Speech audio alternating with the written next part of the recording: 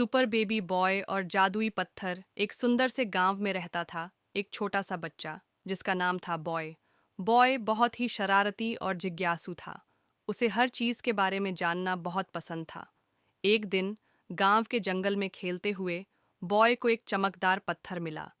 वह पत्थर बहुत ही खूबसूरत था, जैसे किसी सपने में ही दिखता हो। बॉय ने पत्थर को अपने पास रख लिया और घर चला गया। घर पहुंचकर उसने पत्थर को ध्यान से देखा। अचानक पत्थर से एक चमक निकली और बॉय ने देखा कि उसके हाथ में एक छोटा सा जादू की छड़ी बन गई है। बॉय बहुत खुश हुआ।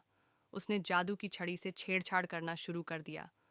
उसने छड़ी को हिलाया और अचानक उसके खिलौने हवा में उड़ने लगे। बॉय बहुत हैरान हुआ। उसने छड़ी को फिर से हिलाया और उसके खिलौने रंग बदलने लगे। बॉय ने जादू की छड़ी से बहुत सारी मज़ेदार चीज़ें कीं। उसने फूलों को उड़ने लगाया, पेड़ों को हरा भरा बनाया और यहाँ तक कि अपने खाने को भी जादू से स्वादिष्ट बना दिया।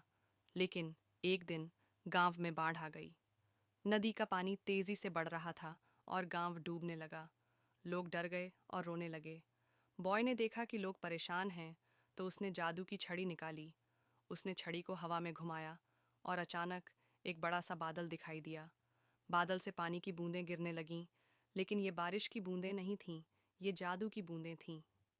जादू की बूंदें नदी के पानी को सोखने लगीं और धीरे धीरे पानी का स्तर कम होने लगा। लोग बहुत खुश हुए और बॉय को धन्यवाद देने लगे। बॉय ने समझा कि जादू की छड़ी का इस्तेमाल सिर्फ मज़े करने के लिए नहीं करना चाहिए, बल्कि दूसरों की मदद करने के लिए भी करना चाहिए।